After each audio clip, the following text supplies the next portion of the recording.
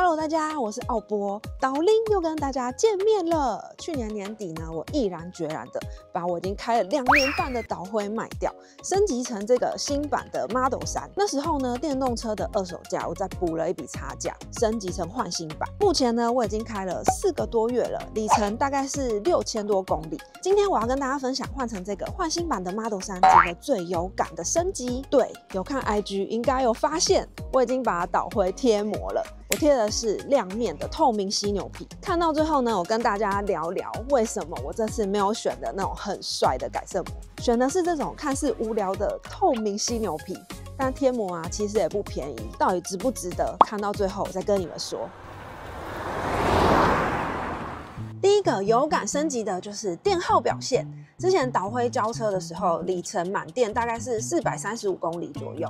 那这个导林换新版呢，交车是438公里，2个版本的电池容量没有变，但是呢，换新版的电耗比较低哦。像我啊，常常从台北开到桃园，车机显示的电耗，之前旧的 Model 3导灰大概至少都会用到12%左右，现在换新版的导林大概会用9到10%，主要是看天气状况。但这样同样的路段，同样的开法，电耗表现改善的真的很有感。风阻系数更低了0.22。之前呢，我有看过一段访谈，在访谈中呢，特斯拉汽车工程的副总他就说了，这次的电耗改善主要呢是从车身的刚性、轮胎，还有电力系统啊、刹车系统、悬吊系统等等，每一个地方都做了一点点的优化。综合在一起呢，不用增加电池的电量，也可以改善整台车的电耗表现，有效提升续航力。因为这次的车辆设计其实没有太大的变动，但是我觉得驾驶感受有感升级。第二个有感升级的是操控和隔音。除了座椅的泡棉啊，我在试乘还有交车那天，我就觉得它明显的变比较好坐。经过开了几个月，我觉得这真的不是幻觉。不管呢是开山路或是高速公路，明显的整个行车质感变得更好了。现在的 Model 3呢，真的有像欧洲车了，因为我上下班都会开高速公路，以前的胎噪啊、风切声其实很大，现在呢它明显的变得比较小声。而且呢，大家都知道车子的关门可以看出整台车的质感，这次换新版的关门声真的扎实很多。这一点呢，我觉得这是最像欧洲车的升级。之前啊，导灰在关门的时候，常常都想说，我是不是买到货车了？本来呢，我觉得我会很难习惯没有方向灯跟换挡拨杆，但是呢，开到现在我已经非常习惯了。上周呢，我带 Yumi 去公园，我开的是家人的旧版 Model 3。我一上车呢，还不小心去滑动了萤幕，所以大家知道人类的适应能力真的非常强大。第三个有感升级的是后座变得更舒适了。换成导林之后啊，家人都常常跟我说后座感觉更宽敞、更舒服，座椅呢也比较好坐。不过因为我自己是没有很常坐在后座，这个算是乘客给司机的回馈。第四个有感升级的就是这个超好用的后萤幕，除了可以给乘客看以外，像我带小孩还可以播影片，分散他们的注意力，让他们比较安静。我之前呢，手机的网络流量不小心用光，开车的时候呢，我就用后萤幕播 YouTube， 简直就是那时候开车无聊的流量救星，很稳都不会断线。所以我觉得这后萤幕真的超好用的。第五个最有感升级就是最近天气热，超有感的通风座椅，我觉得这真的是天气热的第一名，太爽了。那时候导灰啊换的其实很突然，当初我就是看到换新版 Model 3竟然有通风座椅，整个就头也不回的决定要换。夏天啊真的很需要，像现在还没有到暑假，出去玩啊停户外再上车，整个就黏到不行。通风座椅呢有3段可以调整，通常我都是开第2段，我就觉得蛮凉，舒适感呢整个提升，而且不用上车就开超爆强的冷气，全身黏黏的，很快就可以降温了。这阵子呢，不少人用导林的推荐链接订购特斯拉，恭喜大家进入电车生活。而且我刚刚在拍片的时候，隔壁那个奥迪的车主马上就跑过来看，他说：“你这是不是新版的？新版的比较好看呢。”果然换新版的外形还是很吸睛的。最近呢，我在 IG 有陆续收到大家问我一些换车啊，还有配件相关的问题。换车之后呢，我陆续有更换几个我原本特斯拉的配件。目前呢，导林用的是我现在最喜欢的，使用了4个多月。今天我就分享几个我觉得比较少人提到，但是我自己是觉得蛮实用的小物，分享给你们。换新版一定要提这个配件，就是我已经推坑我很多朋友，然后还有很多人装了都跟我说，他觉得这个真的很棒，就是这个入门垫。换了换新版 Model 3，我觉得感受比较差的就是它很多防护的东西都被拔掉了，例如啊，像后车厢现在换成那种很像绒布的材质，这个就会遇到一个问题，你有时候载东西啊比较重，去压到它就会有一些损伤，或是有一个洞，然后它弄脏也比较难清理。还有啊，它前后座的那个入门材质也变成那种绒布的，不是以前导会的那种塑胶材质。下雨天真的超级恶心。如果啊你后面有载朋友，我就不好意思跟朋友说小心一点，不要弄脏，不要把土弄上来。所以呢，我就决定买了这个入门垫。装的时候呢，有一点微痛苦，因为手会不小心被魔鬼毡弄的都是。但是你装完就会觉得超爽的，超好清洁。只要脏了，你就拿湿抹布擦一下，很容易就变干净。重点是你不用怕那种绒布用湿就会臭臭的。再来呢，我跟大家分享，身为特斯拉的车友一定要自购的东西，就是脚踏垫。就是这个 Halo 的双层脚踏垫。原本导铃用的是单层的垫子，有时候下雨啊，这个材质就有点滑。单层的脚踏垫啊，那个材质有一点容易显脏。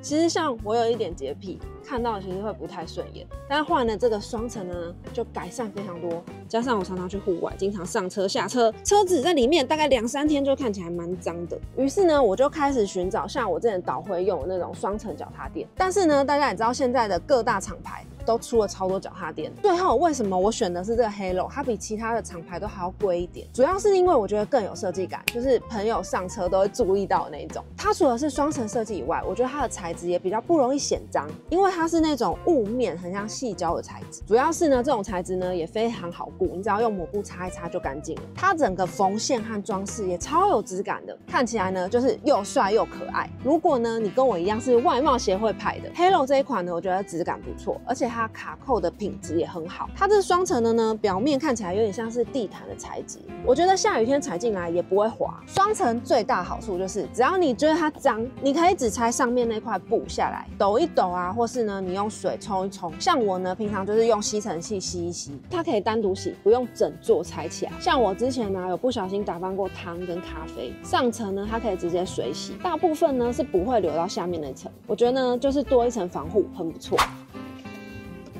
脚踏垫呢，平常我就是拿这种无线的吸尘器吸一吸。我之前呢是用小米的，但是因为用久了，它现在电池有点短命，然后我现在改用这台 Halo 的。然后一些塑胶垫的部分呢，我就用湿抹布擦一擦，其实我觉得就很好照顾了。全黑色的我觉得很好看，它质感很好，而且我觉得还蛮轻巧的。风力呢，我觉得也足够大。然后它是用 Type C 充电，很方便。它有很多种刷头啊，而且还有 HEPA 滤网可以水洗。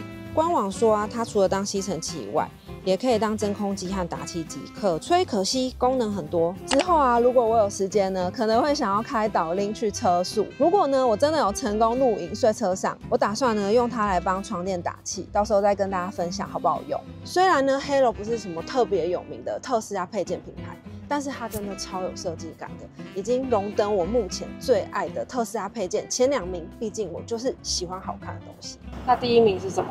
第1名呢，等一下再告诉你们。接着就是电动车车主必备的电动车吃饭神器，快充还有慢充的转接头。现在呢，电动车越来越多，路上呢随便抓就好几个牌子，所以啊，超充啊，还有那种公有停车场的充电位，常常都是各大品牌的车具。如果啊只剩下一个 Type 1，或者是只剩下一个 CCS 1，导铃呢就会吃不了饭。这时候呢，有了 J1772的转接头，或是呢超充可以用 CCS 1的转接头，不管剩下哪一种规格的充电位，都是导铃的吃饭宝座。现在呢要进入夏天，我想这个东西会越来越常用到，就是萤幕下方的这个置物盒。这个位置呢，我通常都是放折叠的墨镜，因为呢有时候开车开到一半就会突然出大太阳，不然就是原本大太阳开到一半，突然下雨，又或是像如果你去宜兰，突然你就会走进一条很长很深的隧道，常常呢要戴或是要收太阳眼镜。放在这里呢，拿取我觉得很方便，而且开车也比较不会东张西望的分心。它里面呢有矽胶垫可以抑制异音，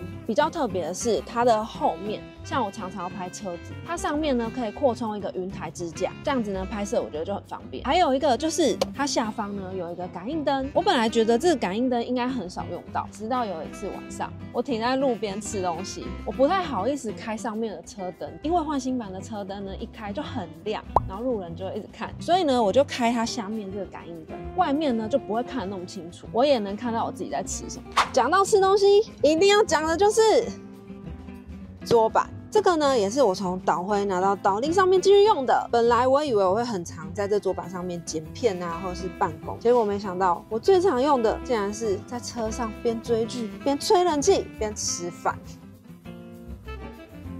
另外，换新版我现在觉得有一个最大的困扰，就是它这个杯架，它设计好像有点不太一样。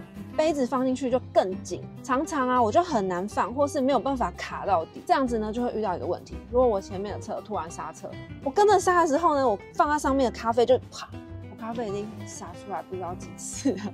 再来呢就是耍帅必备，但是其实没有这么需要的金属踏板。除了帅呢，我觉得这个金属踏板踩起来也很不错，不会滑。T-Pass 呢是我目前用到现在最喜欢的特斯拉品牌，我从导灰啊用到导铃，用了很多他们家的小物，我觉得它价钱不算高，但质感很好。磁吸手机架还有那个钥匙卡套，还有我的杯架，跟我从导灰上面拆下来的金属踏板，都是 T-Pass 的。交车的影片呢，我有分享隔热纸，也有一些 IG 问我现在的使用心得。经过我目前几次停户外这种大太阳天，我觉得呢，我这次贴的隔热纸散热还算不错的。现在的气候真的一年比一年好热，以前呢都是等到端午节才开始换季嘛，现在呢才4月，我车上就已经热到不行，都30几度，一定要爆开冷气了。前阵子呢，我上车的时候天气大概是32到35度，和我之前贴导灰那个陶瓷的隔热纸相比，我个人的体感就是那个闷烧感，现在上车没有这么重。方向盘跟椅垫呢，现在上车也没有感觉它们那么烫。开动一阵子，冷气不用大放送的状况下，我觉得热气散的明显有比较快。这个隔热纸呢，它的隔热散热还有清透度，我个人是觉得还蛮不错的。不过因为我本身有拍摄需求，它这个材质呢本身有一点蓝色，所以我自己是觉得拍出去的画面颜色有点偏蓝。不知道看影片的你们有没有这种感觉？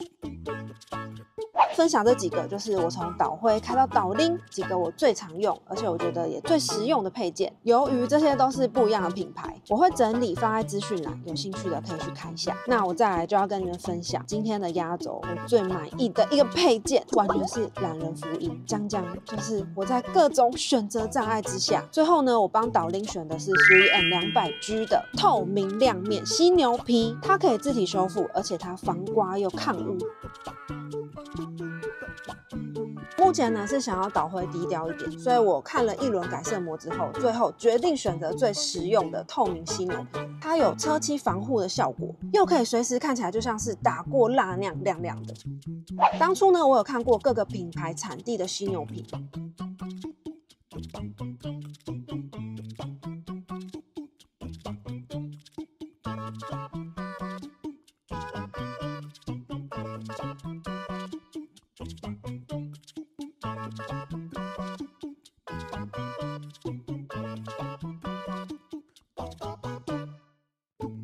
，3M 的抗污和清洁真的是很省心，我觉得很好顾。实际呢用了3个月了，我觉得它表面的疏水性很好，平常呢非常好清理哦。只要呢它有脏，我通常呢就是用水喷一喷啊，或是有时候雨下非常大的时候，它冲一冲好像就干净很多。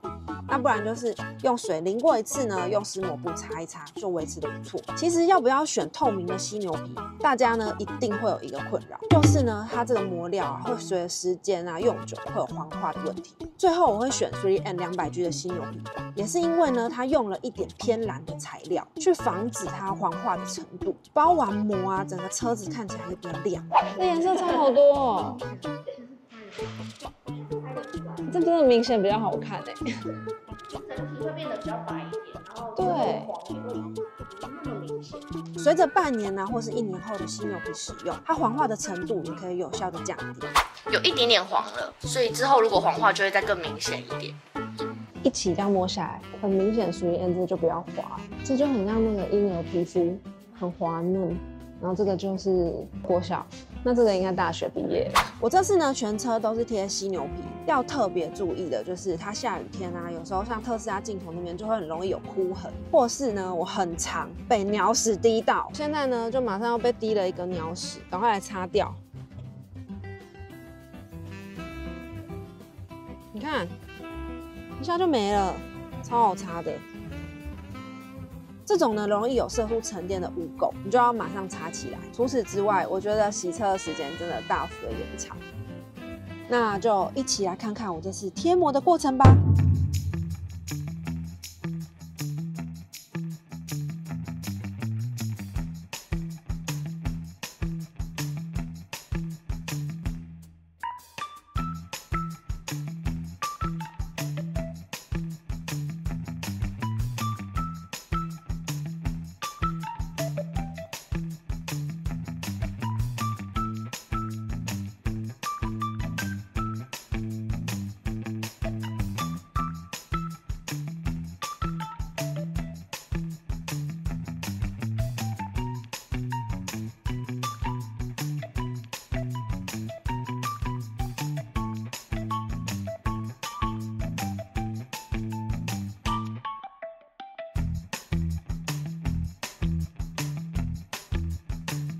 贴完之后呢，大概4天我就可以去领导令了。再来呢，我用 IG 收集了一些大家对膜料的一点问题，同时呢，加上我自己想要问的，做成一个 QA， 就问卤蛋，分享给大家参考。好，那第一个问题就是，应该大家最想知道的就是，包完膜之后呢，要怎么保养？可以正常的车道洗车吗？洗车的话，尽量能越少越好，就是车道机械式的那种越少越好。对，因为它那个水柱比较强一点，对，有时候怕会把水灌进去啊，或是把膜冲起来。对，以人工优先，但是真的没有时间，偶尔去一下是 OK 的。那像我贴犀牛皮，我的洗车频率大概是要多久洗一次？建议是2个礼拜一次，那最少1个月一次。之前说会有那个水渍，它留下来是会有残留吗？白车的话会比较明显一点，就是像常看到那种后照镜下面有2条那种黑黑的，对，那个都是擦掉，就下过雨停到室内，就是尽量把车擦干。这个习惯能维持越久越好。膜料的话，它的保护是5年，然后我们施工的话是永久保护。对对对。所以说，如果我不小心有去擦撞到，可能翻起来了，也可以找你们修吗？擦撞的那一类啊，或是碰撞，或是膜料被推挤出来，那都算是施工的保护。对，那膜料的保护比较多，像是胶跟膜如果突然分开，或是突然起泡泡，对，算膜料的制成上的问题，然后或者是黄的很夸张、异常的黄化啊，或者是雾掉之类的，都可以找你们做保护。对，那个的话就是算是膜料的部分，那一样都是直接对我们就可以了。这个膜我贴的是犀牛皮的，然后它有自体修复，对不对？对，没错。那自体修复有年限吗？一样是5年吗？自体修复这个功能，它其实是会渐渐衰退的。那实际的话，是依照可能平常的刮伤程度啊，跟洗车保养那些都会有影响。对，所以我发现它的刮痕可能没有晒完太阳就恢复了那么坏的话，就可以来问你们。对，就是它可能一开始已经有点衰退了。那目前市面上有一些镀膜的功效，也是有类似这种的修复功能。对，那也可以去额外再增强那个镀膜，让它效果再重新变得更好，都是 OK 的。好，再来我觉得有一个大家很想知道，就是像我现在是贴透明的犀牛皮，那假设我哪天忽然想要耍风骚，我想换改色膜，那这样子撕掉会不会影响原车漆？如果说犀牛皮可能使用的时间还没有很长，可能只有2年，但它其实可以用到5年的话，直接把改色膜贴上去是 OK 的。可以直接贴？可以，因为白车的话，其实难免会有黄的问题。对，所以黄了之后不一定要先把它撕掉，如果它的状况还 OK 的话，直接贴上去是可以的。对，这样就有2层的保护，然后颜色上的话也就可以自由的选择这样。那所以只有改色膜的话，它就是纯粹改颜色，没有保护的作用吗？有一点点，只是不会像犀牛皮这么强，然后又不会修复。对，这2个缺点还是有的。我之前就有在考虑，我到底是要镀膜还是要包膜？那你的建议是什么？如果说洗车频率就是都是自己洗车，然后洗车频率算偏高的，对，那当然镀膜其实就够了，因为它平常照顾上就已经照顾得很好。长跑高速啊，或是停的地方，有一些车主是家附近有猫，对，他们怕猫抓那种。当然犀牛皮的保护作用一定是比镀膜好。镀膜的话，基本上的条件只有好洗车而已。对，如果说车子没有打算要持有很久，其实镀膜就可以了。可是因为像我之前镀过，那它就是要固定一段时间就要回厂镀保养，对，所以其实也花很多时间，或是也是不少钱吧。确实，因为像镀膜一次的费用，现在比较行情的话，可能1万到2万到3万都有。对，然后它定期保养会建议就是3个月或是半年一定要回去一次，不然它会失去那个保固。我想问一下卤蛋，一般找你们包膜，不管是包犀牛皮或是包改色膜，你们的流程还有你们有没有赠送什么东西？目前的话，我们其实正常的流程，像是有些客人在网络上面咨询，或是来现场，对，稍微了解过之后，我们就会做下定金，然后再我们就是约时间前的2个礼拜，最少一定要挑选好施工的项目。对，那来留车前呢，就不用洗车，就车子脏脏的过来就可以了。虽然我就很脏。对，就是我们会先来做前置的洗车作业，那洗完之后呢，我们也会再检查漆面上有没有比较明显的瑕疵或伤痕。对，然后就开始进行施工。你们说有送前档啊什么的？有的。我们现在的活动是好礼7选5，基本上虽然名义上是7选5啦，但大多数其实车主有时候我们制定的那几个项目，他们可能不喜欢。对，我们要去更换或是调动都是可以的。我有看到他们有那个浮雕，超可爱的。浮雕是怎么做的？要给你色膜才行，像我都不行。对，犀牛皮就没办法。这个膜料啊，有分国产跟进口嘛？是。那这个价差是不是很大？价格带大概落在哪？如果说要最便宜的膜料啊，可能像大陆的，或者甚至是大陆那边的工厂直接生产出来，没有厂牌的，要便宜的话都可以到很便宜。像市面上有一些可能3万4万都有可能。对，只是说没有厂牌的膜料最危险的就是可能后续出问题，找不到厂商去做保固啊，那些处理风险会比较高。对，那像国产的膜料，我们现在有在使用的，缺点就是可能膜料比较薄，在市面上流通的时间可能没那么长。对，因为他们保护可能稳不稳定？对，稳定度。对，再来就是像学院他们有做的是比较强化美白的，那有一些厂商可能就没有这些额外的功能，就是单纯的修复，但是它可能没有特别抗黄，没有特别抗污之类的。如果改色膜，一般那个 range 就是 Model 3来说，大概是多少钱 ？Model 3的话，看选择的厂牌，大概从6万到比较高阶的品牌，可能9万都有，但大概就是在这个区间。那如果是犀牛皮呢？犀牛皮的话，从9万到大概15、16万都有。对，因为我听很多人的价差真的很大，就是主要是膜的品质跟施工品质。没错，因为像我们的话比较特别的就是永久保固这件事，就算你这辈子都不撕了都没关系，因为我们保固是30乘30公分内都是可以，可能碰撞啊要修补都是可以免费修补的。Model 3跟 Model Y 比如说都是贴同一款膜，那个价差大概是3跟 Y 的话，其实我们这里的话是没有价差的。对，因为其实它各有优点，因为他们都差不多是没有天窗的。应该说他们车型虽然一个大一个小，但是他们的耗材实际上是差不多的。对，那像 S 跟 X 当然就比较大台，价格就会比较不一样。很多人包膜都会遇到那个镜头会有被损伤或是一些小问题。镜头最常遇到应该是前面那个前叶子板的那个3角镜头。对，因为大多数店家会拆下来，当然会包的比较满。缺点就是它真的要拆的非常专业的人，甚至连原厂拆他们都说他们自己拆都很容易断。因为我看到很多这个就是案例的，对，所以我们事前会沟通确认一些特定的地方，像我们就拆窗框跟尾灯，那这些地方都是不会影响保护的，但是难免拆装，像是窗框可能会变形啊，这些我们就会先跟你们沟通，确定说客人觉得 OK， 我们再拆，对，其他东西我们都不会拆。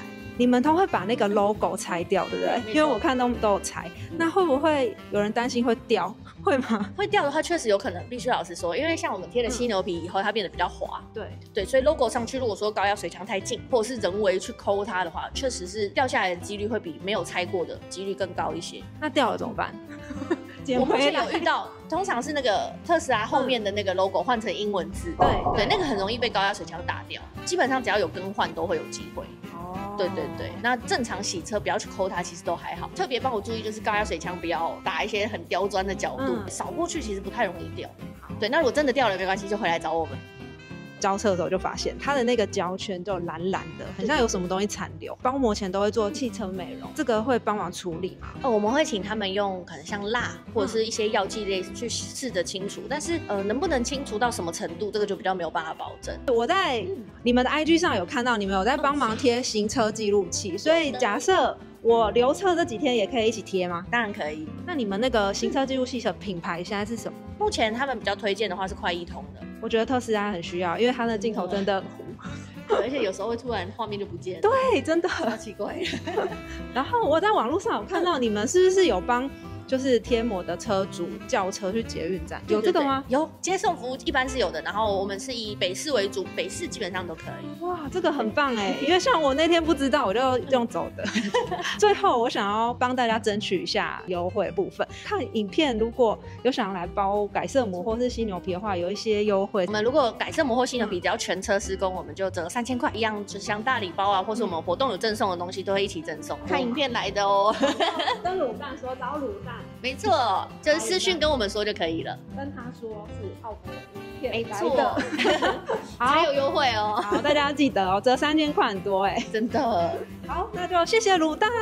好，我要来看我的车了，我喜欢，我刚刚看就觉得很棒。包膜的费用你们也知道嘛，白车在台湾就是特别容易涨。我之前也有开过白车，1个礼拜不洗就很可怕。就像导铃啊，即便我现在有贴膜，它没开几天一直下雨，它就会脏到流下黑色的眼泪。所以我在想啊，如果我没有贴膜，我以前开白车的经验来说，洗车频率大概最久呢，你就是撑到2-3个礼拜，你可能就会受不了。每次你去洗车含打蜡，不要去特别高级的那种汽车美容，费用呢，以我来说大概就是2000块左右。所以说呢，如果这台车开了4年，你就2000乘以12乘以4，大概就是9万6。而且每次洗车啊，你都要提早预约，然后假日呢常常约不到，过年期间呢会加价，洗车加打蜡大概就是2到3个小时。我觉得呢花时间等待实在有一点折磨人。我呢很常在特斯拉群组看到 Time is money， 我想各位大老板应该更不想要像我这样子花时间等人家洗车吧。上面呢我讲的只是洗车费哦，如果你有一些小刮痕，你要去做汽车美容，又是一笔花费。像我常常走高速公路，都会有一些碎小石子去刮伤车体，或是啊你有时候去停路边停车格，